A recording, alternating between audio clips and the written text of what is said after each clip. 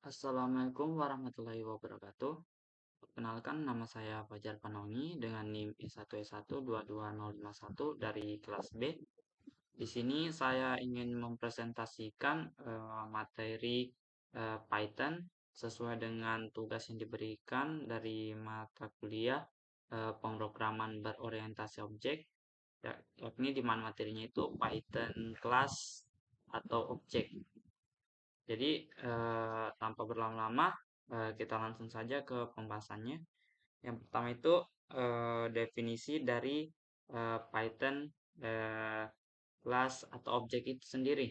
Nah, jadi yang pertama itu ada yang disebut dengan Python class object, ya, di mana Python class object itu adalah sebuah objek orientasi program bahasa pemrograman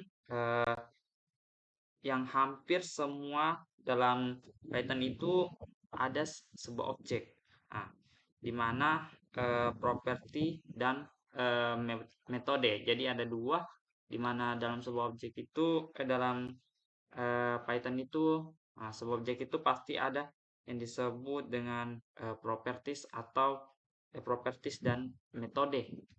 Nah, lalu sebuah kelas itu sama seperti sebuah objek. Sebuah objek yang dimaksud ini seperti sebuah konstruktor atau pembuat dari objek itu sendiri. Nah, atau biasa kita sebut sebagai sebuah blueprint atau istilahnya mesti bentuk dari rangkaiannya, kayak strukturnya dalam membuat sebuah objek. Nah, lanjut yang kedua itu ada yang disebut create a class. Nah, create a class atau membuat sebuah kelas. Jadi membuat sebuah kelas itu menggunakan kata kunci kelas. Contohnya itu kita buat kelas, namanya itu kelas saya, eh, kelasmu saja. Oke. Lalu kita titik dua, ya. Contoh di sini kelasnya itu berisi sebuah variabel atau sebuah objek itu X sama dengan 5.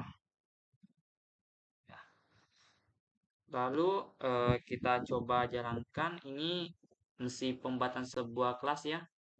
Kita lihat hasilnya itu tidak ada karena ini mesti bagian dalam. Kita belum memanggil isi dari kelasnya. Oke, lanjut. Di sini ada create object. Jadi membuat sebuah objek. Setelah kita membuat sebuah kelas itu kita harus buat objeknya. Jadi penggunaan objek itu berfungsi untuk memanggil isi dari kelasnya itu sendiri. Misal apa ya, panggil. Kita singkat saja P sama dengan kecuali saja ini P sama dengan kita tulis nama kelasnya, kelasmu. Oke, kita buka kurung karena sini nilainya itu acak. Lalu kita setelah buat sebuah objeknya itu kita memanggil objeknya dengan cara menggunakan fungsi print. Menggunakan print. Dalam printnya itu kita ketik objeknya, baru kita dot atau titik, baru kita tulis isi dari kelasnya, yakni X-nya ini. Nah, coba kita jalankan. Nah, otomatis di sini langsung keluar isi dari kelas. Nah, yakni 5. Oke, kita lanjut. Di sini ada fungsi the init. Jadi fungsi the init itu sebuah contoh di mana sebuah kelas dan objek di dalam sebuah bentuk yang paling simpelnya. Lalu ini mungkin tidak terlalu berguna dalam penerapan sehari-hari. Nah, untuk mengetahui arti dari sebuah kelas itu kita harus memahami pembuatan sebuah fungsi init. Nah, lalu semua kelas yang memiliki fungsi init itu akan selalu dieksekusi di mana kelas itu telah diinisiasi. Nah, penggunaan init, nah yakni yang ini itu untuk masukkan sebuah nilai ke dalam properti sebuah objek, nah, atau eh, operasi lainnya, di mana penggunanya itu saat objek itu sudah dibuat istilahnya. Nah, eh, misal kita ubah sini kelasmu, oke. Sini kita hapus. Sini kita menggunakan sebuah fungsi, nah itu def. Nah, kita garis baru kita buat rumusnya itu init. Oke, ya bagian sini sudah ada self ya. Nanti kita bahas di materi selanjutnya. Nah, sini misal nama. Ini kita sebut parameternya ya. Kita masukkan ke dalam fungsinya. Umur. Sini kita hapus. Oke. Bagian bawah sini kita hapus pasnya. Nanti dibahas di materi selanjutnya.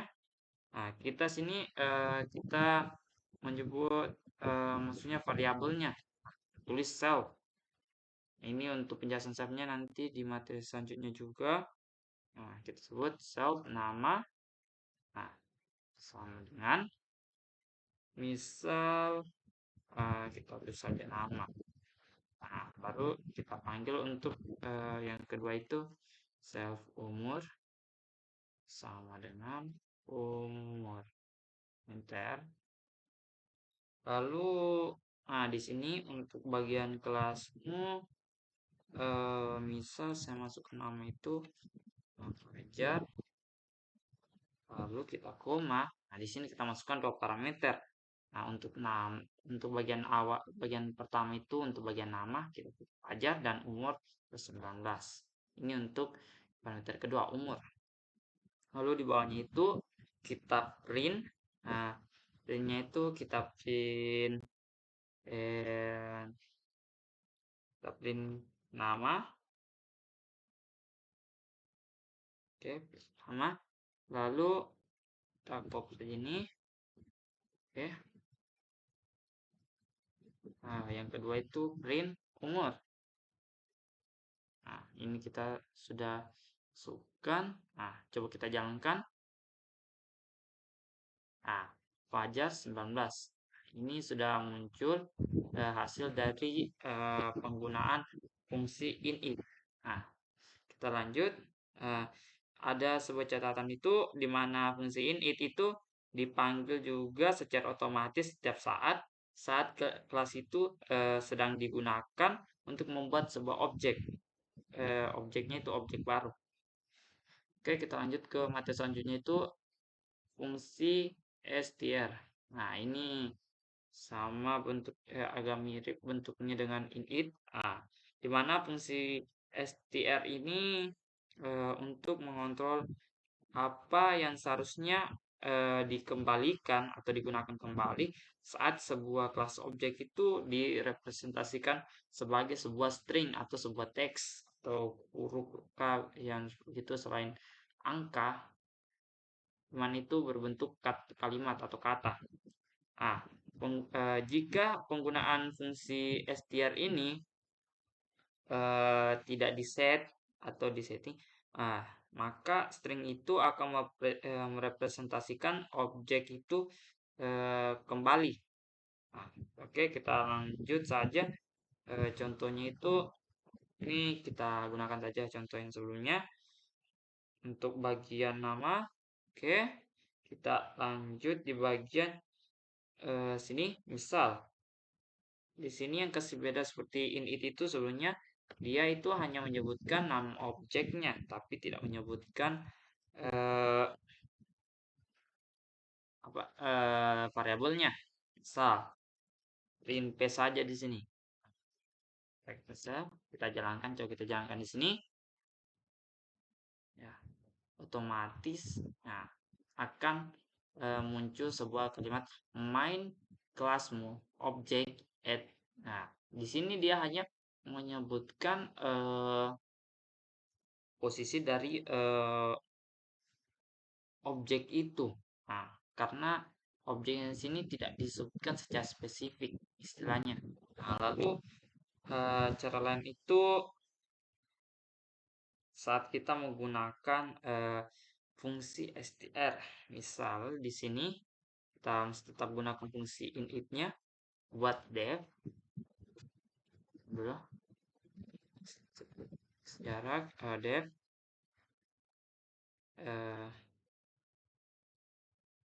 str. Oke. Nah, sudah ada bentuknya.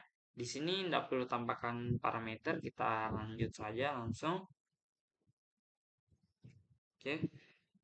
Lalu sini kita menggunakan fungsi return atau pengembalian, penggunaan kembali. Nah, setelah itu kita misal buat sebuah kalimat. Nah, misal bukan misalnya di sini kita langsung panggil saja labelnya. Oke, kita buat lagi. Bisa sini kita kasih kurung ya di box kita lihat. Oke, self. Nah, umur. Oke. Lalu setelah itu bagian p class oke b ya, jadi fungsi str ini itu seperti lebih membuat simpel lah istilahnya situ, tapi akan ini penggunanya itu untuk penggunaan str. Jadi str ini mirip-mirip lah dengan init. Coba kita jalankan. Nah, akan terbaca jar 19. Oke. Kita lanjut. Di sini ada sebuah objek metode atau metode objek. Nah, jadi objek itu juga bisa menggunakan objek itu juga dapat berisi sebuah metode. Nah, jadi metode dalam sebuah objek itu adalah sebuah fungsi yang dia mengarah ke objek itu. Nah, jadi coba kita buat itu sebuah metode dalam kelas ini, kelasnya. Oke, coba kita ubah saja namanya. Coba. Oke. Oke, kita ubah itu di sini kita buat lagi fungsi str ini kita hapus saja, kita ganti dengan sebuah fungsi baru. Misal kita buat saja advance kita buka kurung, kita kasih self, lalu di sini kita buat kalimatnya itu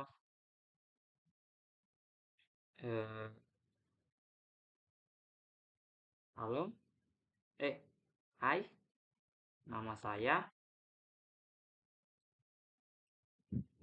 Oke, kita tulis di self titik nama. Oke, lalu di sini bagian ini kita ubah, kalau sudah berubah juga nama kelasnya otomatis di sini diubah. Oke, bagian bawahnya itu di bagian sini tuh kita tidak memprint dari objeknya, akan tetapi kita memprint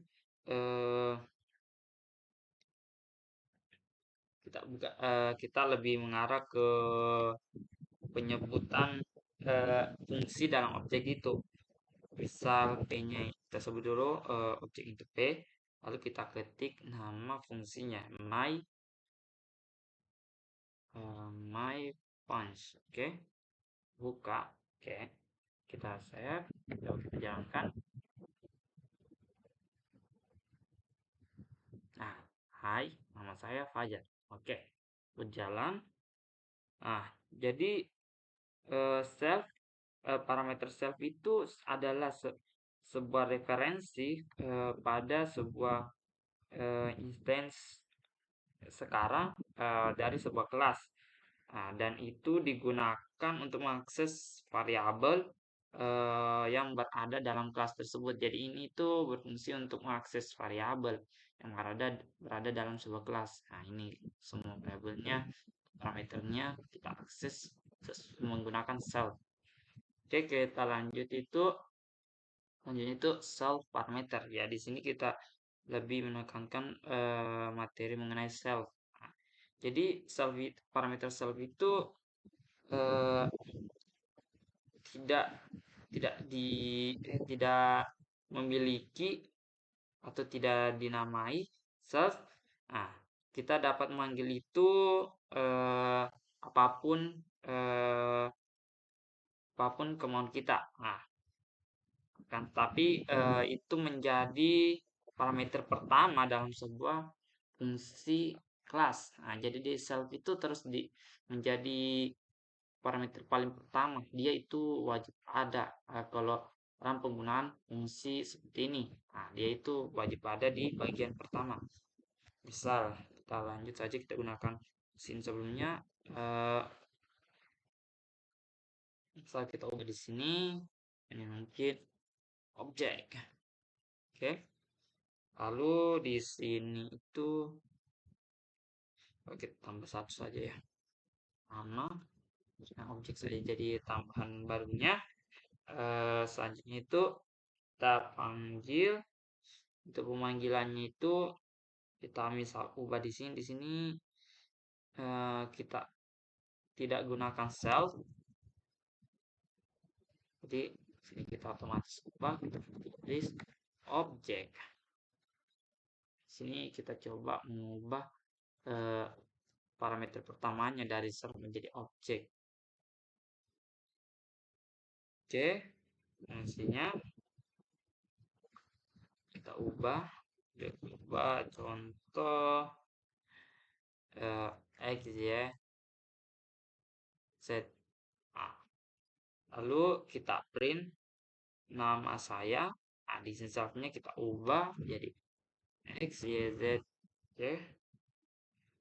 Lalu pembuatan objeknya itu oke, begini saja kita buat, tidak ada perubahan dan fungsinya masih sama. Oke, coba kita jalankan. Nah, jalan. Hai, nama saya Fajar. Oke, kita lanjut ke materi selanjutnya itu modify object properties atau modifikasi properti dari sebuah objek. Nah, jadi modifikasi ini itu artinya kita mengubah isi dari objek itu, yakni berupa propertinya. Nah, misal itu objeknya misal P. Nah, kita tulis di sini P age.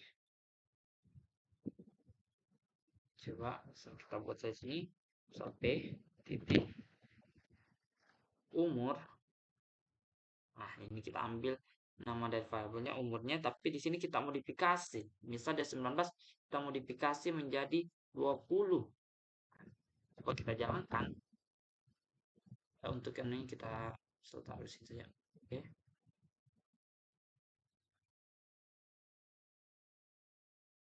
Nah, di sini tidak mempengaruhi karena kita tidak memanggil. Nah, misal kita panggil ya. Misal sini kita beri lagi print kurung. Oke.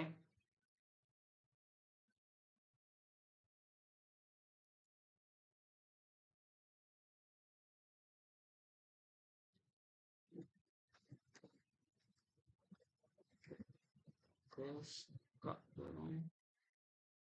Oh iya, angka. Oh iya, baru ya. Sini tuh dia itu ditaruh di bagian setelah nah sal pi mod itu sama dengan 20. Oke, otomatis akan print misal di sini. Nah, kita buat lagi itu. Oke, umur saya ya, umur saya adalah sini kita tambah umurnya itu pakai x y z titik umur. Nah, kita save, coba kita jalankan. Ya, di sini ada masalah di bagian line 11 dan 7-nya.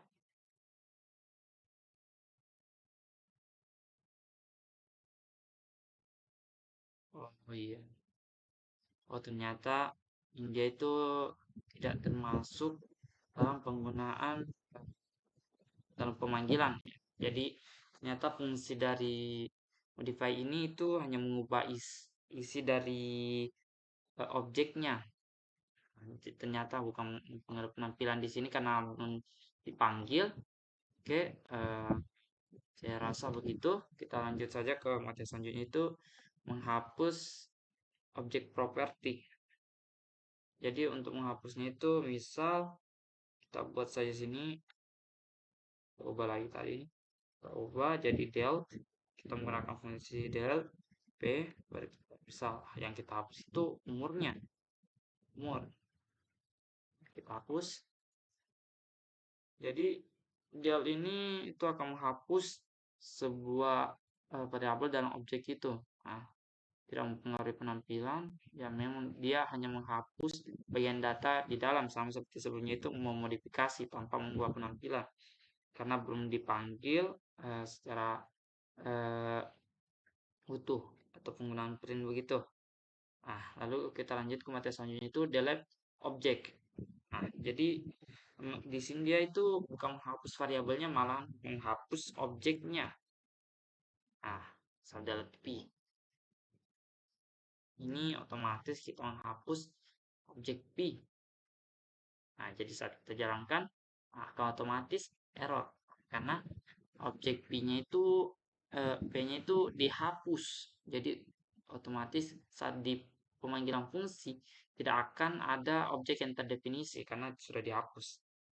Oke, kita lanjut saja ke materi selanjutnya, itu the pass statement. Nah, sama seperti materi-materi sebelumnya, itu penggunaan pass itu berfungsi untuk menghindari sebuah error. Nah, jadi dalam pendefinisian sebuah kelas itu, jika kelas itu kosong, maka lebih baik kita mengisinya dengan pass. Karena jika kontennya itu kosong, maka otomatis itu akan disebut error.